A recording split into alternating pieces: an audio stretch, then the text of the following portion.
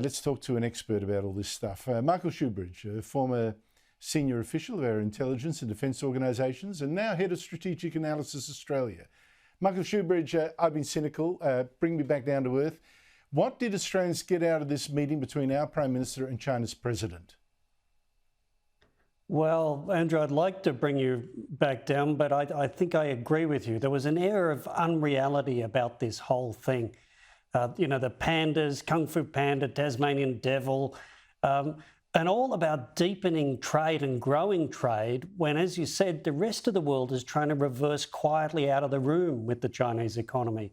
And foreign executives and business are under increasing surveillance and risk of arrest there. So quite bizarre. We gave up a lot to get it. And the view from Washington must see this as a totally surreal exercise.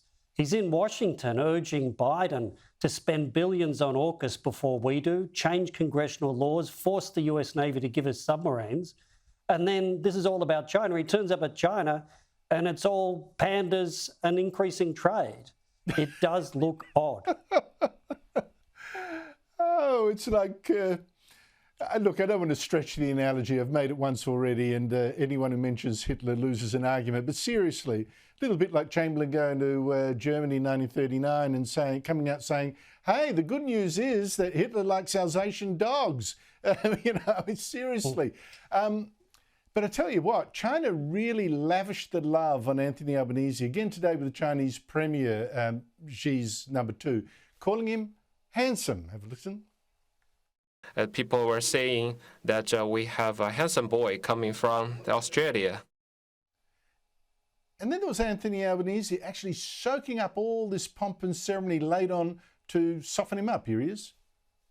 A banquet lunch as well, where the band learnt 5 Australian songs, including I Still Call Australia Home and Click Go the Shears.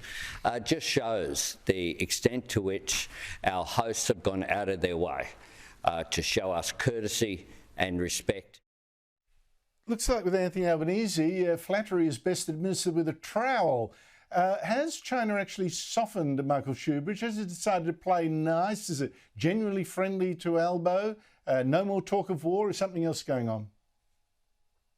No. Behind the curtain, the Chinese military is doing the same aggressive manoeuvres, including against our own military in the region.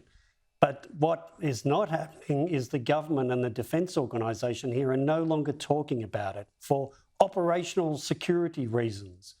So it's the same China, but we've got this moment of stability, apparently, achieved by Mr Albanese and Penny Wong.